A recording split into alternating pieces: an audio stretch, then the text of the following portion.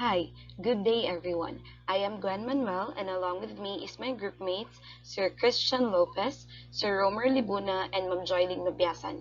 We are from the Group 1 and we are tasked to discuss and report about how to develop a coaching philosophy. If ever you have your concerns and clarifications, we will be allotting time later to cater your concerns. Okay. So, to begin with our report, let us first define what is a coaching philosophy. Coaching philosophy, it can simply be defined as an attitude held by a coach that acts as the guiding principle for the training and development of a team.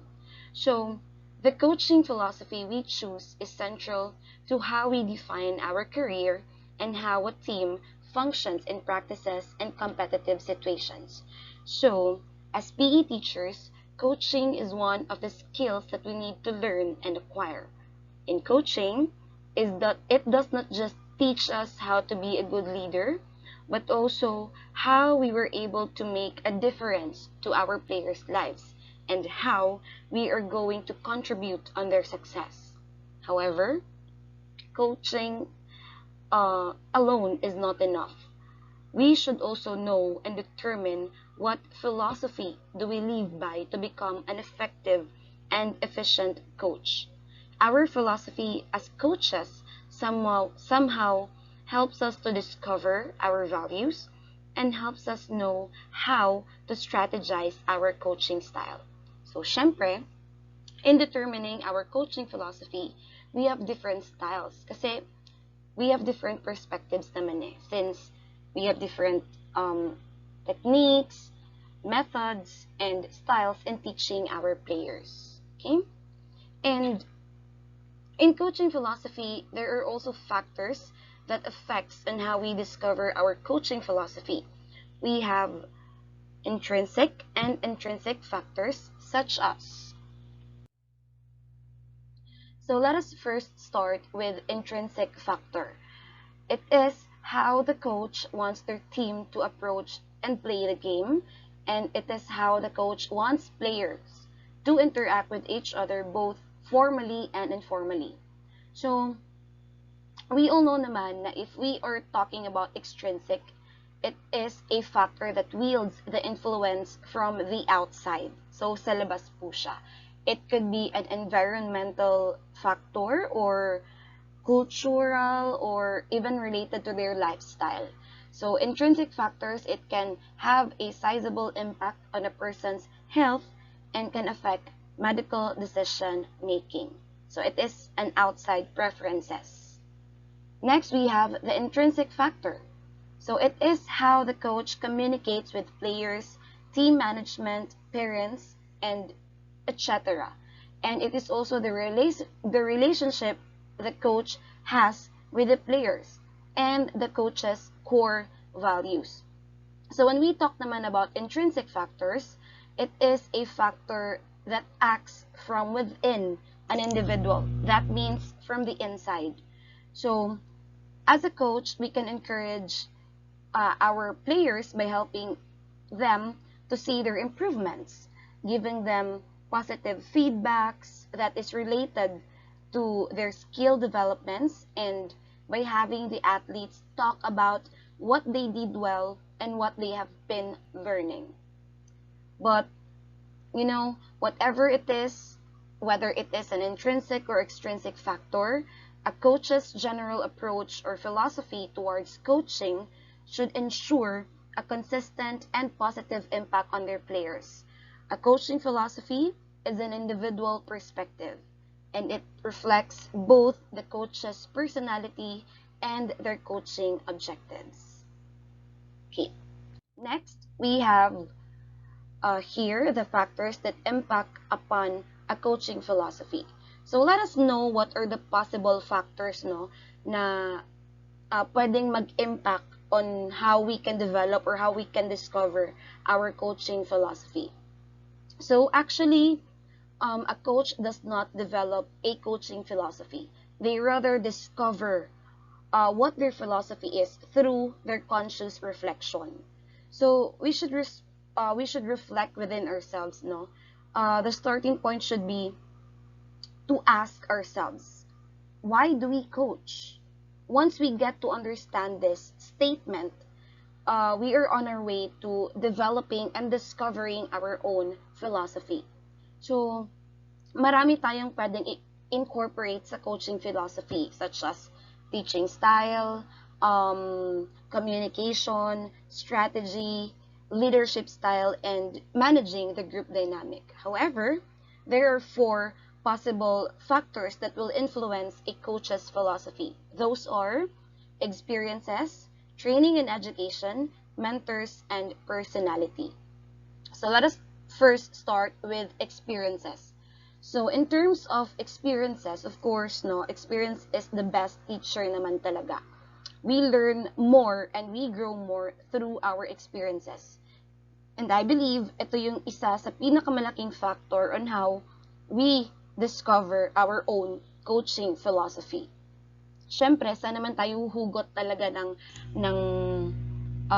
motivation, di ba, or inspiration on how we discover our coaching philosophy? Siyempre, sa own experience natin. Okay? Next, we have the training and education. Siyempre, as coach, we didn't just do it in just a snap. Okay? Of course, coaches undergo training as well. Before they become coaches, they are once an athlete. So their training and education enable them to gain experience and somehow helps on discovering their philosophy in terms of coaching. So syempre, malaking factor talaga at malaking help yung education natin, since doon naman talaga nanggagaling yung learnings and informations na pwede natin ma-share towards our players. And of course, yung training, it could also be integrated sa experience. So since we are also gaining experience through training. Okay? Next, we have mentors. So they say coaches wouldn't be able to become what they are right now without the help of their seniors or mentors. So anyone needs someone to look up to. Siguro naman lahat tayo, no? Need natin ng someone na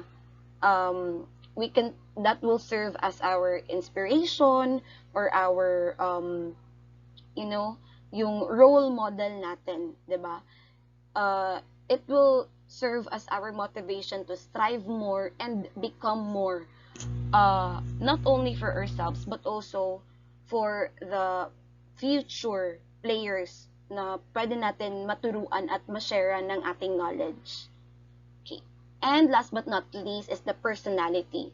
So it also gives big impact, no, on how we discover our own coaching philosophy, our own style, techniques, strategies, and methods, and even our own objectives, our drive to become not only the best, but the coach that will inspire their athletes. So yung personality natin, class, somehow reflects kung gaano tayo ka-inspired, gaano tayo ka-driven, no, to help our players, to improve them and to, to build them as the players that they needed to be. So, syempre, mag-feedback yun or mag-reflect yun din mismo sa personality natin. So, I hope we got to discover our own coaching philosophy through these factors. So, along with these informations, we also have the 3 components of a coaching philosophy that might also help to discover our own coaching philosophy. So we have here the winning, development, and fun. So every coach has a coaching philosophy, even they don't sit down and plan out what it is. So parang natural na talaga siya, no? Nasa atin na talaga yung coaching philosophy. It depends na lang upon how we will be able to discover it and how we will going to embrace it, no? So the components the coach chooses to focus on are what define the coach's style and guides their actions. So actually, yung coaching philosophy natin, it serves as our guide naman talaga on how to become a good coach, no, to our players. So these 3 major components are winning, development, and fun. So let's examine each one. Let us start with winning. So yung winning teachers, it is a component that is ought to be self-explanatory. Everyone naman knows what it means to be, what it means to win and to be on a winning team. Diba? When we are out for a game, yan naman talaga yung isa sa goals natin, diba? To win. Not because we want to brag na we are the best, dapat kami yung manalo, ganito, ganyan. Hindi sa ganon. But because we want our efforts and our hard work to pay off. Syempre, hindi, yung nakikita naman ng iba lang talaga is yung during the game.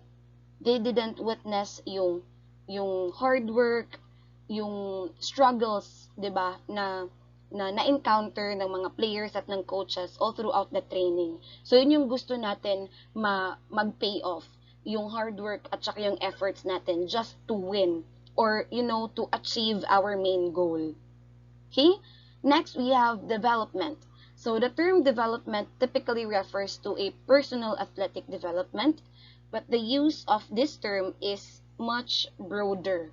Okay? Development means improvement of individual skills, teamwork, and game time strategies.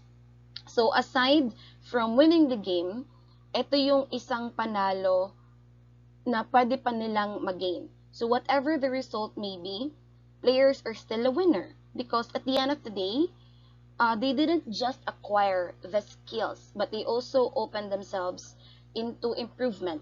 They have given themselves a chance to improve, to grow, to learn, and to be better, right? So, for me, it's a win-win situation, no? Hindi naman na, hindi naman na-recognize or hindi naman nasusukat yung, yung panalo ng isang ng development ng isang team through winning the game. So of course, aanhin natin yung trophy kung hindi naman natin nakitaan ng improvement or ng development yung players natin. So, pwede pa rin yung magbago, no? It can change over the time. Pero yung skills kasi nagpapaiwan yun siya. Okay? Yung development na magigain ng players all throughout the training and all throughout the journey, yon maiiwan yon even they go out of their journeys or their dreams. So kahit na iwanan na nila yung pagiging athlete, yung skills and yung development na pwedeng maibigay nung training na yon is maiiwan yon sa kanila. So para sa akin, winner pa rin doon yung players or yung athletes, even or whatever the result may be. And last but not the least is yung fun. So, marami tayong goals and objectives, no, pagdating sa game, para maging positive yung outcome ng hard work natin. But, we should not forget na players should, above all, enjoy what they are doing. They should have fun, no, for them to perform better, for them to do better. Kasi, 'di ba? We tend to love what we do if we are enjoying also what we do. So dapat hindi lang yung yung drive ng athletes is not only to win but also to enjoy and to to embrace and to love what they are doing. So fun is an extremely important part of playing sports. And after all, sports are just games created to fill recreational time. So, I hope, no, yung mga player, I hope when we get the chance to become a coach, sana ma-apply natin ito lahat sa kanila for us, or for them, no, to be able to improve themselves, to be better, to be a better athlete, and of course, in the future, to become a coach also, to share their knowledge. So, in conclusion, a coaching philosophy is an important tool for guiding how you coach. It provides you with some clear guidance on the objectives that you should pursue and the approach you will take to achieve them. It helps you to make effective, consistent decisions and to coach in a way that adheres your values. How to develop coaching philosophy. To ensure the success of your coaching career, it is imperative to learn how to develop a winning philosophy. Below are some of the most important considerations when going about this task. Number 1, set your values. Understand yourself, set your values and standards, and work with this. When you start out in a coaching, you are under a lot of pressure to succeed. In the process, you might end up playing a role that works successfully, but one that doesn't resonate with your beliefs. Many coaches are comfortable saying and doing what their clients want. However, in the process, they lose vision of the reason they are in this profession. You have to first understand yourself, set your values and standards, and then work with this.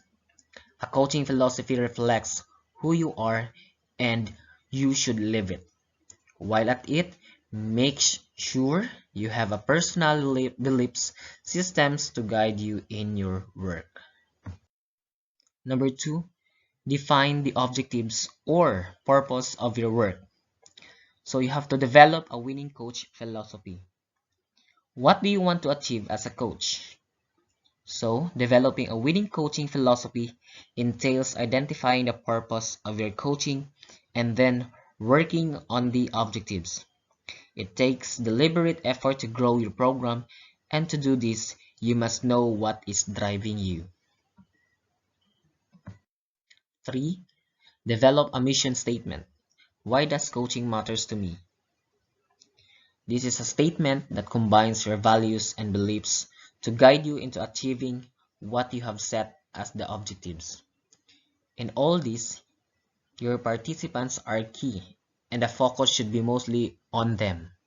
Your personal beliefs together with your values will provide participants in your coaching program with a clear direction of where you want to go. 4. Establish standards. As a coach, you must establish standards that you want to achieve. Now that you understand what needs to be achieved, how do you set standards to indicate the expected performance level? As a coach, you must set standards that you want to achieve. These standards must apply to you as well as to your clients.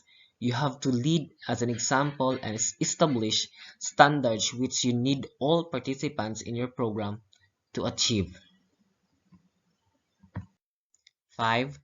Choose your leadership style. So you have to set your leadership style.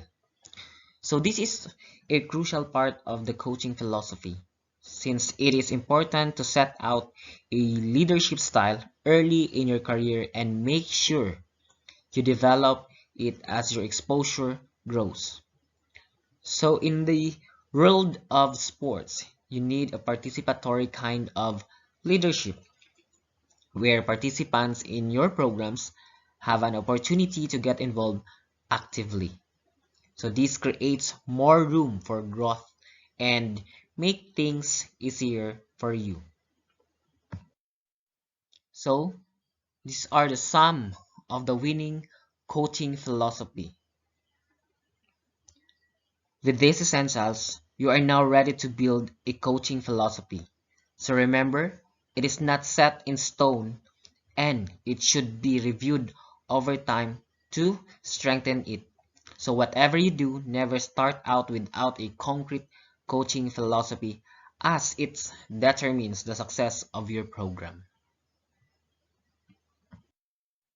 So next is 5 steps in developing coaching philosophy. So you can develop your coaching philosophy by following these 5 steps. So first, we have understand yourself and determine what is important to you. Number 2, prioritize your values. Number 3, identify your coaching objectives. Number 4, express your coaching philosophy publicly. And lastly, number 5, link your coaching philosophy to your coaching style. So, determining what is important. The first step in developing a sound coaching philosophy involves self-reflection and also understanding yourself. The key is to obtain self-knowledge. So what is most important to you, like learning new things? What are your values? So these questions are personal and your answers should be as well. At the foundation, your philosophy is not about you as a coach, but about your personal beliefs. What lies at your core? To help you determine your beliefs, work through, brainstorm a list of beliefs or values you feel are most important to you, then define them. Number 2 is prioritizing your core values.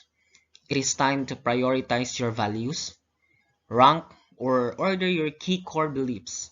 For example, if caring is the core belief that you rate as most important, then rank it as number 1. So we are free to be creative in this process and true to our own style and thought patterns. For instance, it may be easier for some of us to depict visually how our values fit together, perhaps in the form of puzzle pieces where each pieces represents as a key core value. The piece or the pieces could be of similar size, suggesting similar levels of importance, or varied in size to indicate which are most important. If this approach appeals to you, consider also whether a certain piece might be located at the center to represent its importance. In this way, you can think through your values and reflect on how they fit together to form a connected and unified. Number 3 is identifying your coaching objectives. So lay a foundation for your coaching philosophy by understanding your core values.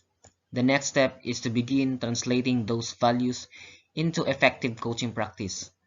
More specifically, your values can help you identify coaching objectives or goals for your athletes to reach.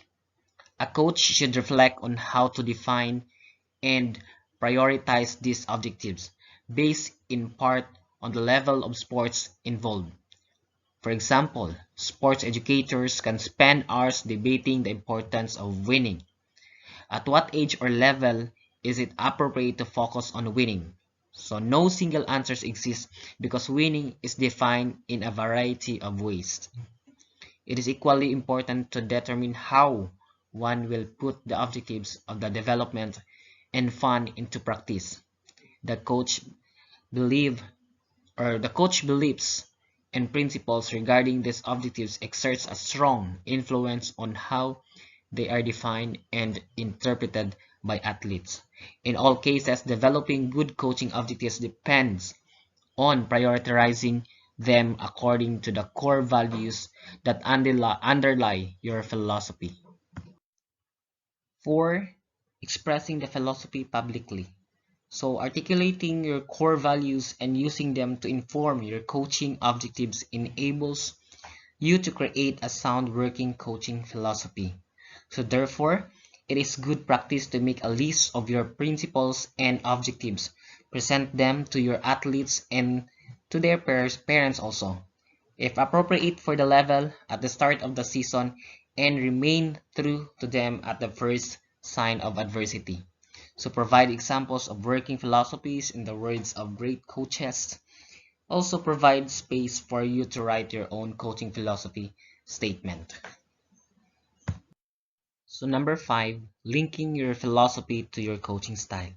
So once you have engaged in self-reflection and thought about how your core values inform your coaching objectives, the next step is to consider the implications for your coaching style. So your style should be a direct reflection of both your philosophical beliefs and your personality. So our truest selves are revealed when we face tense or adverse conditions in coaching. Just like, for example, if you are usually laid back and communicate calmly with a high level of information and clear instruction, your athletes have grown accustomed to this behavior.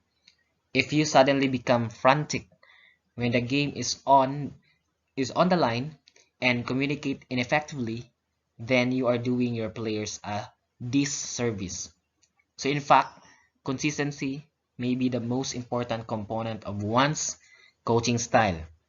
So athletes are more at ease and thus perform better regardless of level when they know what to expect from their coach. Consistency in style, expressed through both words and actions, and help build credible coaches. Good morning, everyone. I am going to share to you the different coaching styles. But before that, let's understand what coaching style is all about. Coaching style is about inspiring your team, building their confidence, and teaching them the skills they need in order to develop and work together successfully while ensuring they feel supported by the coaching leader along the way. So each style that we are going to discuss today has been proven effective in its own right, but it's important to understand the characteristic of each and how they are suitable for different teams, players, and contexts. Let's understand the different coaching styles first with autocratic style. So autocratic style of coaching can be best summed up by the phrase my way or highway. Autocratic coaches make decisions with little to no input from the players. The coaches articulate a vision for what needs to be accomplished, and the players are expected to perform. Autocratic coaching is a win focused. Now, this style of coaching works better in team sports than individual sports. So, autocratic style, it is coach-centered. So, kung ano ang sinasabi ng coach, yun ang susundin ng player. Ang coach ang mag-establish ng plan, ng vision, ng target, and the players will just follow whatever the coach is telling them. Autocratic style requires coaches to have more experience and knowledge. Dahil nga sa kanila manggagaling lahat ng decision, they must be knowledgeable and experienced. And it liberates individual athletes from stress of making complex decisions. With reduced ambiguity, mas makaka-focus sila on their target and dedicate all their energy to meeting the goals that the coach has established. And because it requires complete trust in the coach's judgment, when it succeeds, when the decision of the coach succeeds, it can cement a team's faith in that coach. So that's autocratic style. Sometimes it's nakakasakal because players might feel that their coach is bossy and controlling, breeding resentment and shutting down motivation when expectations feel too high. So that's autocratic style of coaching. Now let's have the democratic style. So democratic coaching is exactly what it sounds like. Coaches facilitate decision making and goal setting with input from their athletes instead of dictating them. This style of coaching is athlete-centered, and the athletes shape their own objectives under a framework outlined by the coach. Democratic coaches give a lot of autonomy to players and teams who are active collaborators in their own development and direction. Now, this style is well suited to individual sports where individual athletes have to take a lot of control over their training styles. So, sa democratic style, may say at may part ang athlete or players. Now, democratic style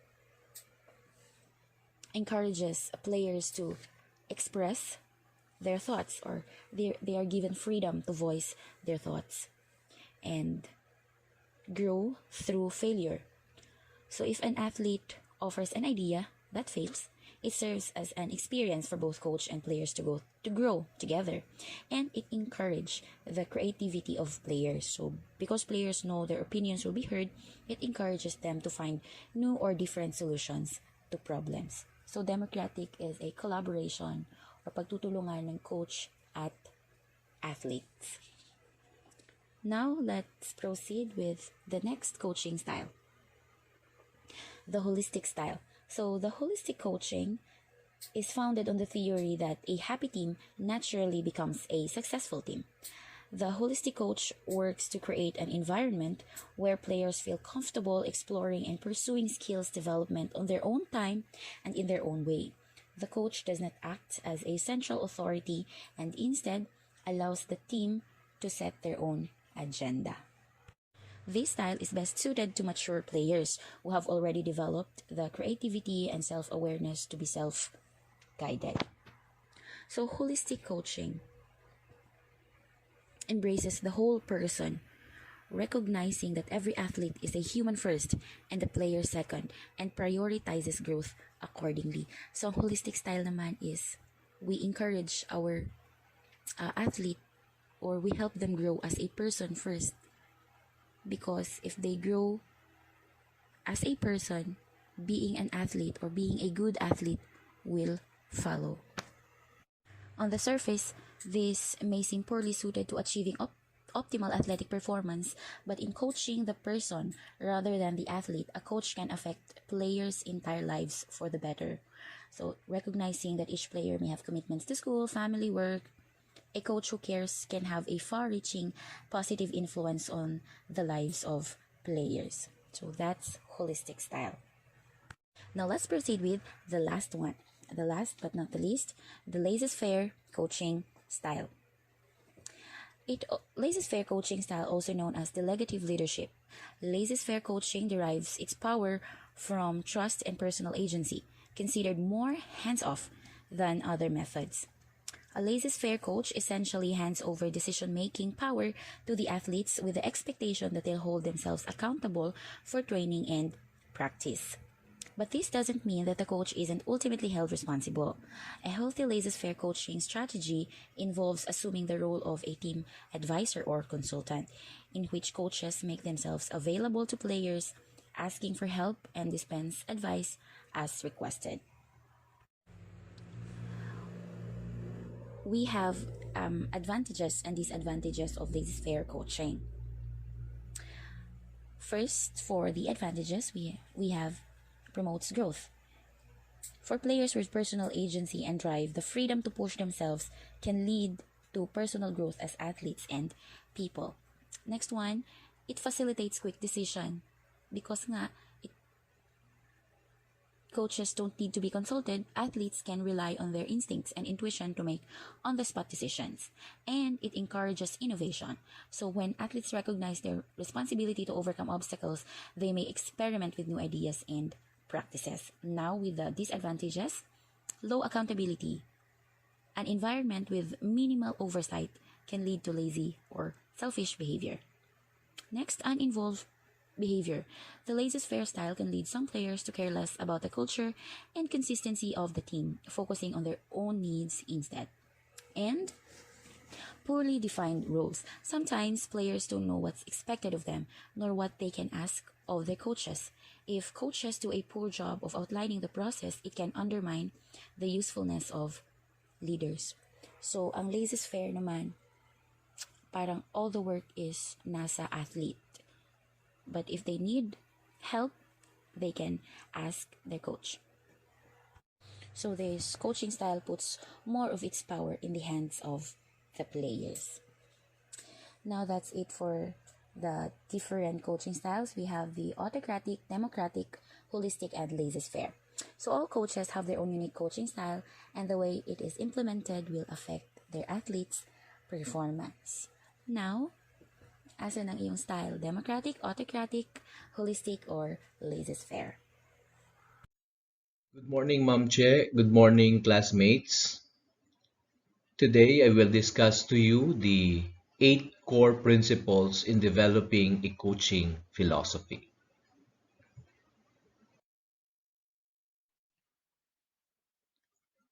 Let us define first what is coaching principle and coaching philosophy. When we say coaching principle, it serves as the foundation for a system or belief, while coaching philosophy is a tool that guides coaches in their process of coaching. Having a philosophy gives a coach clear guidance on the objectives that should be pursued and how to achieve them. Therefore, in order to become a great coach, you need to have a coaching principle that will be your foundation or a system to follow and integrates your coaching philosophy as you train, motivates, and develop your athletes holistically. So these are the 8 core principles in developing coaching philosophy. But there is no specific and concrete principles in developing coaching philosophy. What I will share to you are the most common in individual or team sports. Let's start with number 1, which is the coaching belief. As a coach, you believe in human potential for greatness. Meaning, as a coach, the belief that each person is a unique, valuable individual with distinct gifts and potential for greatness. According to John Maxwell, talent is never enough. Belief lifts your talent. Your talent will not be lifted to the highest level unless you also have belief. Meaning, as a coach, you gain increased motivation when you are able to see the champion in each person you coach. When you have strong faith and belief in the potential of the people you coach. It lifts their talent and inspires them to accomplish more. When you believe in your own potential as a great coach, you lift your own talent and motivation to coach. When people whom you coach believe in your potential, it will lift their talent and motivation to be coached. Finally, to bring out the best in a person, you must first believe that the best is within them and that they are capable of doing much better. Second principle, define your coaching objectives. As a coach, you need to identify your goal or objective. It should be SMART, specific, measurable, achievable, realistic, and time-bounded. When you say specific, the goals that are specific have significant greater chances of being accomplished. Measurable, if you don't do this, you are not able to determine your progress. And if you are staying on track, you need to have a goal that specific period of time you can achieve this. When you say achievable, this helps you figure out ways you can realize that the goal and work towards it. Your goal should challenge you, but define well enough that you can actually achieve it. And you say realistic, the goals being set must be realistic for you to achieve your particular goal or objective given the available resources and time.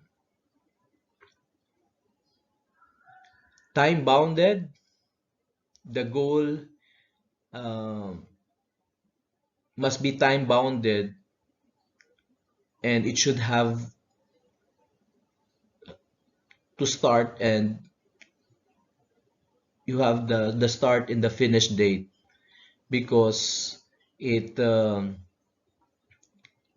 give you the urgency and the motivation to achieve your goal in a specific period of time. Number 3, establish rules. As a coach, at the very start of the session, it is very important to set the ground rules. This established rule will the core basis between the coach and the players.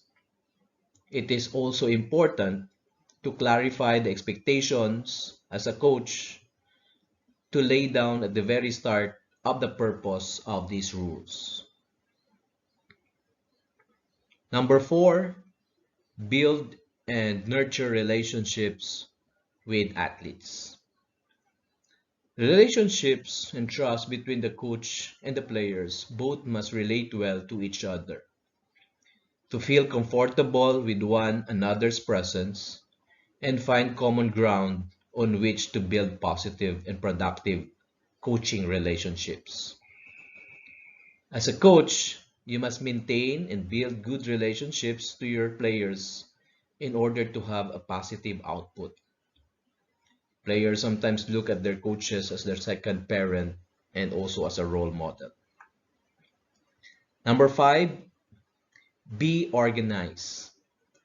Research indicates that participation in organized sports reduces anxiety and depression, and it enhances self-esteem. Also, as a coach, when you organize sports practice, it also develops a sense of self-discipline. Players learn leadership, they cope and build their character. Number 6, involve assistant coaches. Every member in the team has significant contribution, coaches, players, other team personnel, as well as assistant coaches. For example, in the basketball team, assistant coaches plays a very vital role where they assign to the different tasks.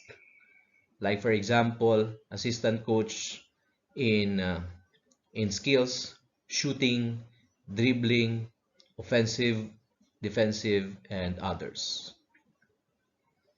Number 7, help athletes manage their stress. It is important for coaches and athletic directors to find healthy ways to cope with stress in order to stay in the best condition possible to coach their players. And the last principle, focus on the big picture. This is in reference to the goal of the team. This is not only focus on winning the championship, but also to foster camaraderie among players, develop a positive mental attitude, practice good sportsmanship, improve each individual technical skills and conditioning, and most of all, the holistic development of each players.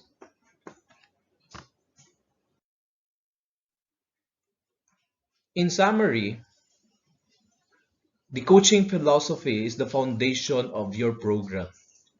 It not only guides you and your staff, but also sets the stage for athletes on your own team.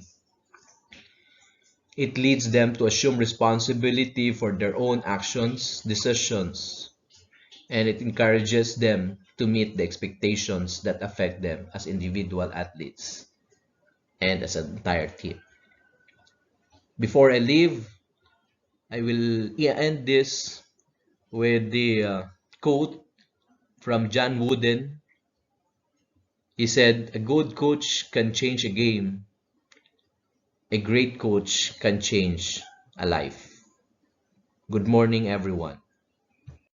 That ends our presentation. Thank you so much for listening, and we hope that you've learned a lot from this discussion.